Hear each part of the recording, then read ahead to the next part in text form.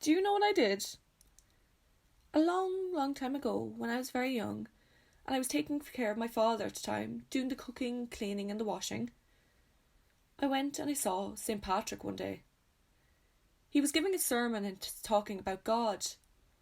I looked on with such interest and intrigue that I just wanted to become a Christian after hearing him speak. So I went and I told my father, but he refused my request. Over time, I continued working for him until the age of 18. When I turned 18, my father wanted me to get married and look for a husband. I did not want this.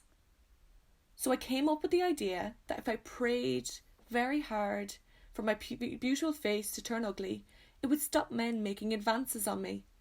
And it worked. So then I went to the convent and began my work there. I began helping the sick, the poor, and the elderly. And I prayed every day. It was a very good life. But I still felt like something was missing. I thought there was a need to build more churches.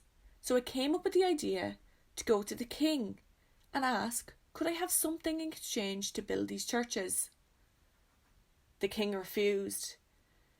I was so annoyed and frustrated by this. All the courtiers laughed at me and sniggered. So I went back to the convent and I prayed once again for days and days and days, and I asked God to make the king nice. So the next day I went back and I asked once again, please give me something I need to build these churches. They laughed once again, but this time I showed them my cloak. See this cloak? If I take it off and lay it on the land, can I have whatever land it touches? The king agreed. So I took off my cloak and placed it over the land in front of me. And it grew and grew and spread as far as the eye can see. The king and his soldiers looked on in shock, some in fear, some ran out, while others knelt before me. The king was in disbelief and agreed to let me have anything I wanted.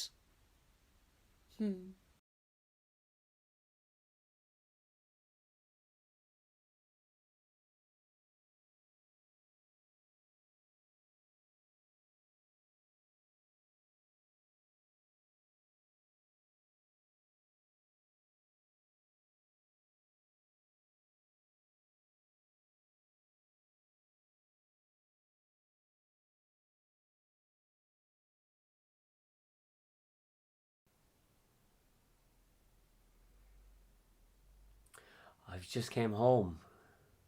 I was visiting a good friend of mine in a different monastery. While I was there, I was looking at this beautiful book. It was the Book of Kells, a transcript that was wrote back in the 9th century. The pages were beautiful, full of colour and illustrations, told stories about Christians and stories about Jesus Christ. It was amazing. When I arrived home, I had been thinking about it, and that inspired me to make my own book, my own transcripts. So I received 700 vellum pages of baby calfskin. I put them together and made a book. I sewed it and bound it and wrapped it.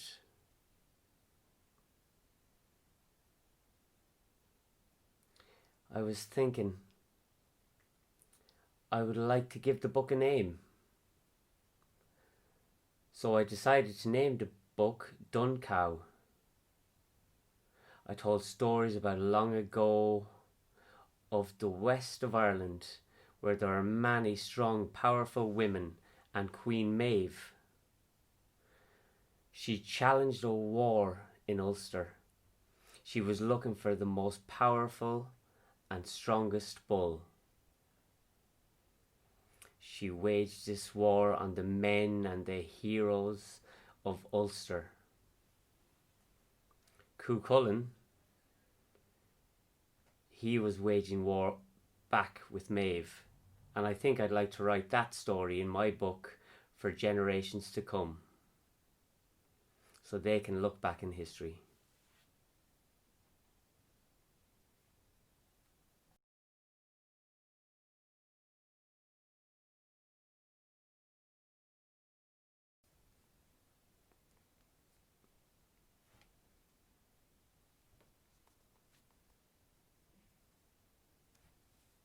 I'm writing this message and I'm going to put it into a bottle in hopes that somebody will find it and read it in the future.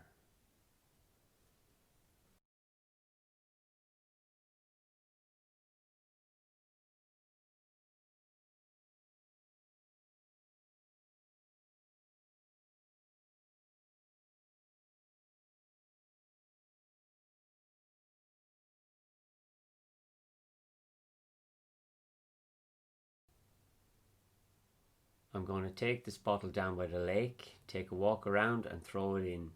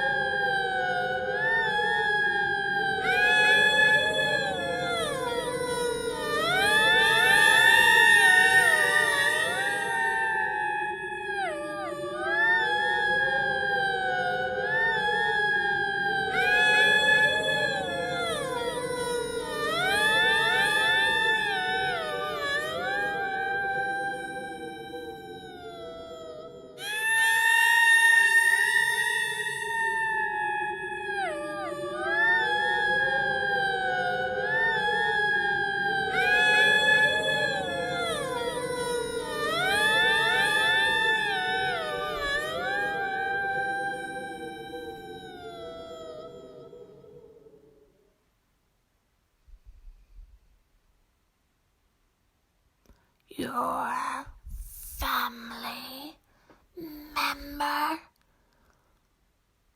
will die tomorrow.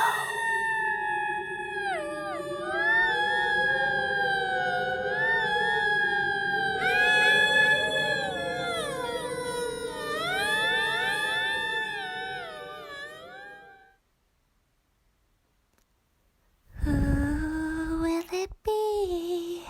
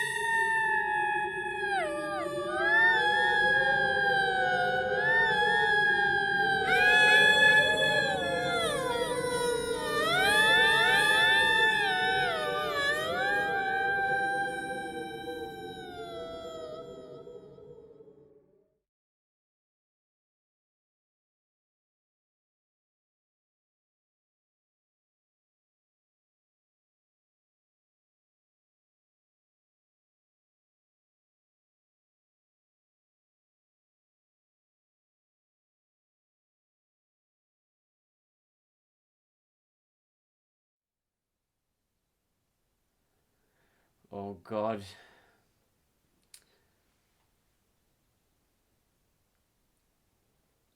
I have a bit of a problem. You see, I like to tell stories. I like to write. I'm actually quite a famous writer. But I absolutely detest people. I hate being around people. And I especially despise and hate being around children. Anyway, I have a good friend. He's an Englishman. His name is Alexander Pope. Maybe you've heard of him. He's a famous writer like me. But you see, we communicate most of the time through letters. He's a good friend. He's a great friend. Recently he wrote to me saying that he'd like to come and visit me in Ireland for the first time. Oh, God.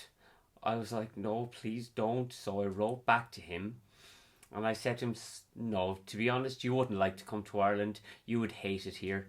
Really, I wouldn't recommend you come here. But he said, no, no, I insist. I really want to come to Ireland. I've wanted to come for the longest of times to meet you. Meet me? Okay. So he came over. We agreed to meet in a place where people socialise. They have drinks and they chat. What's the name of the place? It's a pub. Anyway, so we met there. Communication wasn't great. It was the reason why is because myself, I have an issue with my hearing. It's been deteriorating since I've got older. And him, well, Alex, he's a bit of an issue with his voice. It's quite soft and quite weak.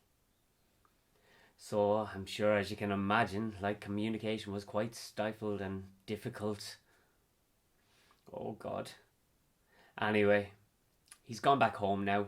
I think that's better. Communication is a lot fluider. We're writing to each other. It's better that way. Anyway, English people. Sure, look, aren't those English people? They're always trying to control everything.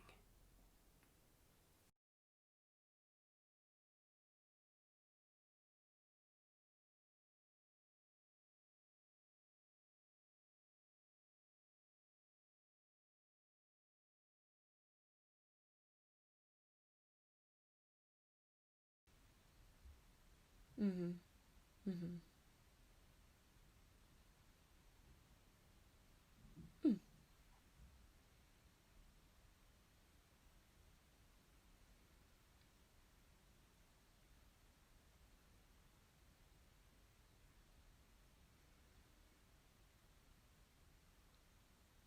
I am a lady, a deaf lady, and people think when they look at me that she cannot do anything because she is deaf. Ugh. Of course I am a lady. I am a member of gentry. When I was growing up, I was educated. I also learned one poem by a deaf poet, and his name was Jonathan Swift. And when he wrote this one poem, I read it and it stuck with me that was right. So there's a few lines I would like to share with you now about what this poem says.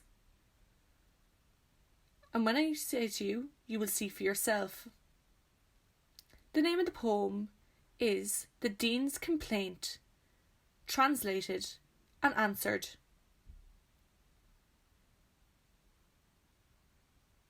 Deaf, giddy, helpless, left alone. Answer. Accept the first, the fault your own. Oh, to all my friends, a burden grown. Answer. Because to few you will be shown. Give them good wine and meat to stuff. You may have company enough.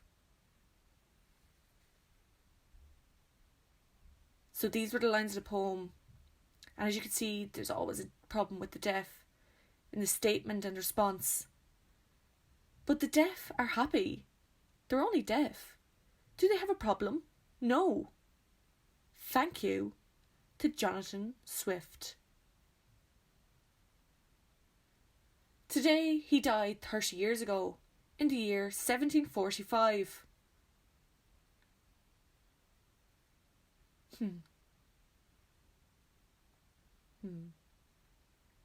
I like living here in Cork.